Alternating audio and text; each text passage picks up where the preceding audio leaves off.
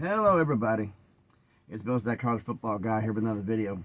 Yeah, I want to apologize. The video I posted yesterday, I put it up and then took it down because I realized I screwed up a lot. I didn't even put all the games in. I did Thursday, Friday, Saturday combined. Didn't do them the right way. I apologize for that. So this is going to be the prediction videos for the Thursday and Friday games. This is part one of the predictions. The part two, which will come out on Friday, is going to be the predictions for Saturday and then the one game Sunday and Monday. So, shall we get into this? Okay, first off, the Thursday game, we're starting off with Howard at Subscriber School Rutgers. Rutgers is a 36.5 point favorite. Howard, not exactly the powerhouse FCS school, but they got a decent defense that can cause some problems. My problem with Rutgers is they're going to be a team that's going to be somewhat good this year. But Kaliakmanis came from Minnesota. He has a problem and struggles with certain types of defenses. Will it happen again in this game? I'm going to say that it does. Rutgers is going to win. No doubt about that. But I got to take Howard in the 36.5 points because that's too much. We got Fordham at Subscriber School Bowling Green. Bowling Green's a 16.5 point favorite. Fordham went 6-5 last year. They gave up a lot of pieces. A lot of players came left on there, so this is going to be a kind of a start of a rebuild for them. Bowling Green offense brings back a lot of talent. I'm going to pick Bowling Green. I'm going to take the 16.5. Okay, Western Carolina at Subscriber School and 24th ranked NC State. NC State's a 33.5 point favorite. Western Carolina is not exactly known as not a powerhouse FCS school. We already know. We pretty much can see this. They have a problem secondary-wise. They get beat over the top and beat deep because they're not as athletic as they could be. NC State's got Grayson McCall now under center. This just spells bad news, doesn't it? So I'm going to take NC State in the 33.5 because I just don't see how they're not going to do this. All right, we got Duquesne at Subscriber School Toledo. Toledo's a 28.5 point favorite. Duquesne went 7-5 last year, so they're not exactly a bad FCS school. Their defense was good last year, but they lost a lot of talent. I believe Toledo Subscriber Schools Toledo fan can let me know. I think Tucker Gleason's taking over starting QB. If I'm wrong, please let me know in the comments, and I apologize if I am. But the offense be good enough. Duquesne's defense is going to be taking a few steps back. I'm taking Toledo in the 28.5. Now comes one of the more interesting games. North Carolina at Subscriber School, Minnesota. Power school against power school.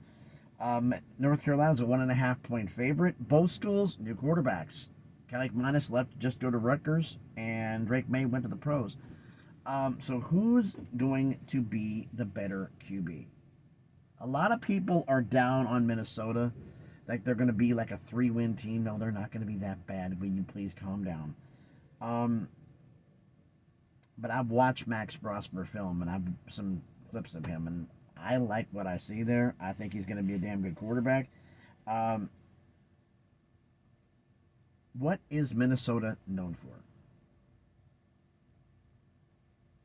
Running the ball. What is NC State's weakness? It appears to be on their defense. Defending the run.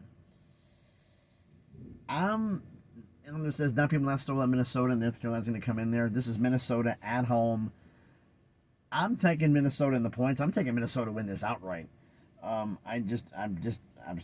I made my preseason predictions, I just see some things here. Okay, Subscriber School, Coastal Carolina at Jacksonville State. Jacksonville State's a 3.5 point favorite. They played last year. Coastal Carolina 130-16, but that's when Grayson McCall was the quarterback. Now he's at NC State. Coastal's had a lot of turnover on the roster, and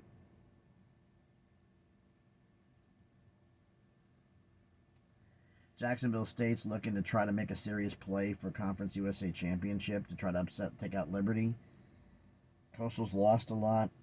I'm going to take Jacksonville State in the points, the 3.5 on that game. Okay, we have Murray State at 11th ranked Missouri. Missouri is a 45.5 point favorite. Good Lord.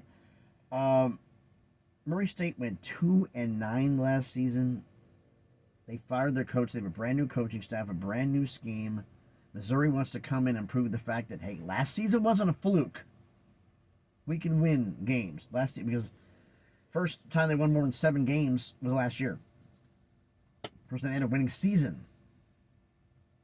So I'm just erasing your memory. So they want to prove it's not a fluke. So they're going to be wanting to put the hammer down. I'm going to take Missouri in the points. Even though it's a lot, I think they're going to get it done. Now we have one of the point and laugh games that could be happening. North Dakota State at Subscriber School, Colorado. Colorado was a 9.5 point favorite. By the way, all the point favorite. This was at the time of the recording that I did this, so lines have changed. North Dakota State. I'm going to explain something here with North Dakota State and South Dakota State. Those two particular FCS schools. Don't think of them as FCS. Think of them as like an Appalachian State, a James Madison. They can do some damage. I mean, North Dakota State, for those who have been paying attention to college football in the last 10 years, they're not a FCS powerhouse. They're the FCS powerhouse. I mean, it's been them and South Dakota State winning the national championships. They got it practically on lockdown. So North Dakota State is going to be a competitive team. We already know that. Won 11 games last year.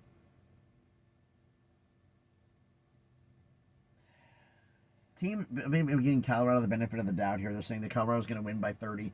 There's a lot of people in this thing who've been saying Colorado's going to go 8-4, 9-3, 10-2. I'm not one of them, because the simple fact of the matter is, last year I wasn't sure on their defensive line, on their offensive line, and Shedeur ran for his life. He's a damn talented quarterback. He shouldn't be happening to him. The line's improved, but not enough. Not anywhere near enough.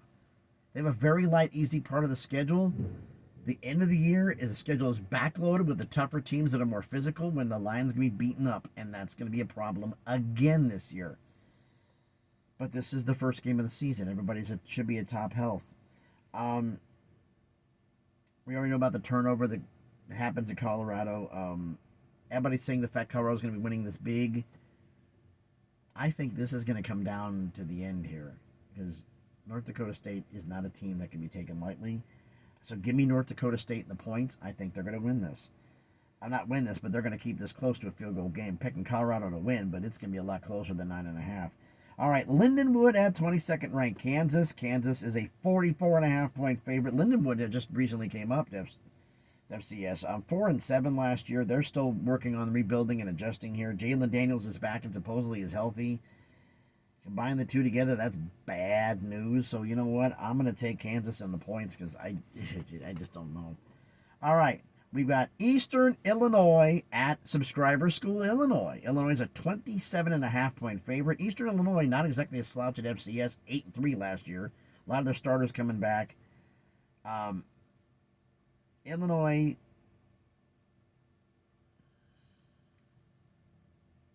offensively, big. They said, was there issues with this? Could they just be consistent?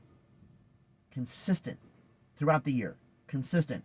It was, up and down a damn roller coaster. I've talked to a couple of Illinois fans. Could you please just pick something and have it work? Because we're getting annoyed.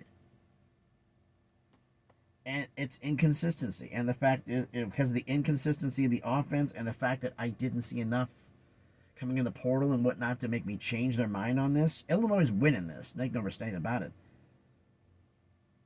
But I got to take Eastern Illinois in the points, because until Illinois shows me they consistently start cranking out the points, I got to take Eastern Illinois in the 27.5.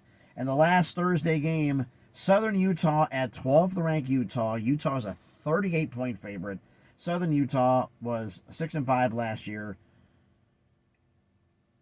They're a decent FCS team. Cam Rising and Brent Keithy are both back from injury. But will they real ones stand up? Because we don't know what level they're going to be at here. That's going to be an issue here. So, that being said, I'm still taking Utah on the points. But there's a possibility here that I could be wrong on this one. Because if Cam has a little bit of a problem, they may go to the backup, and they have a bench. Second string quarterback is not as good as they had last year, at least in my opinion. I think that's going to be an issue. So I'm going to take Utah to take the points, presuming Cam's back. But if he's a little bit sluggish, they're going to yank him early to protect him. So that's something to look out for. So that's the end of the Thursday games. The Friday games, we only have 2 of note. Trying to find my notes here for the second one. Where are you at, my friend? I just had you. There you are. Temple at 16th ranked Oklahoma.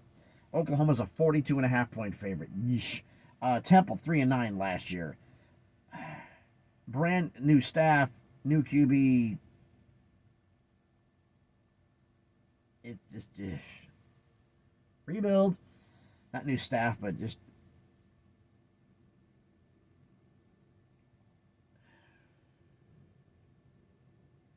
is it just me, or is Temple in a constant state of rebuilding? Is it just me? Is it like they just can't get it right? Oklahoma, you have a new offensive line and a new quarterback, essentially. Jackson Arnold, is he up to good for advertising? Is he going to struggle in here? The offense on here, he is good. The only thing that I think is probably the comedy prop bet of the week is how many tackles is Danny Stutzmeyer going to get? The dude is a nightmare. Question for the Oklahoma fans out there, any of you who are watching this, do y'all feed him raw meat or something before he goes out? Because this dude is like Wolverine. He scares the hell out of me. I'm looking at him and he just blasts everything.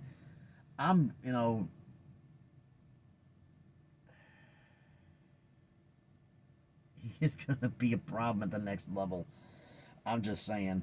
But with the issues with Oklahoma and the fact that there's the line on here, Oklahoma's going to win this game easy.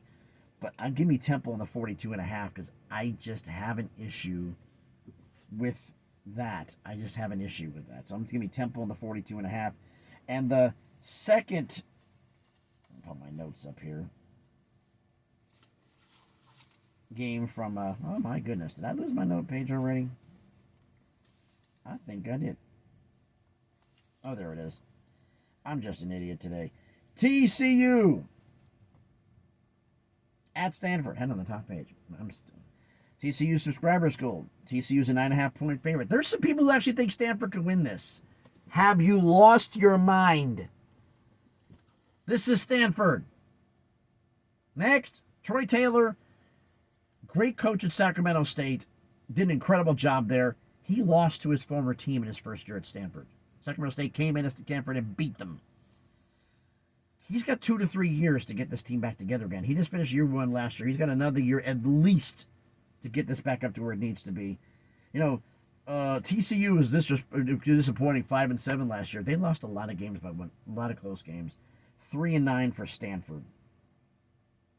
Stanford's lost 9 straight home games, the longest losing streak in FBS. And with time to prepare, and Sonny Dykes having a chip on his shoulder, wanting to prove that last season was a fluke and they can be a powerhouse again, he's going to run this up to prove a point. He's going to run this up and say, hey, we're not as bad as you think we are. So give me TCU in the points. I think Sonny Dykes and Stanford's going to be the poor saps in this situation. But I did my predictions for the Thursday and Friday games, so tell me what you think down in the comments. So thanks, everybody, for watching.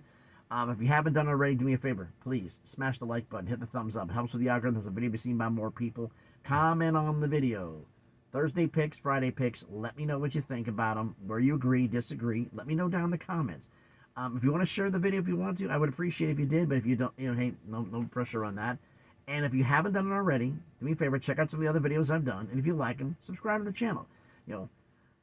On the way to 700 subscribers, slowly but surely on that crawl up to 1,000 to make some things happen. So thanks again, everybody, for watching. Video coming out. Next video you'll see from me is going to be released Friday. This is being released Thursday morning because of the fiasco from yesterday. Tomorrow will be the prediction video for the Saturday, the one Sunday game, and the one Monday game. Next one was going to be Tuesday, the recap show. What the blue hell? Haven't had it yet. I think we're going to find out what the blue hell is going to be today with the games we got, because I got a funny feeling we're going to see something strange. So thanks, everybody, for watching. Hope everybody's having a great Thursday. Be safe out there, and please be good to each other.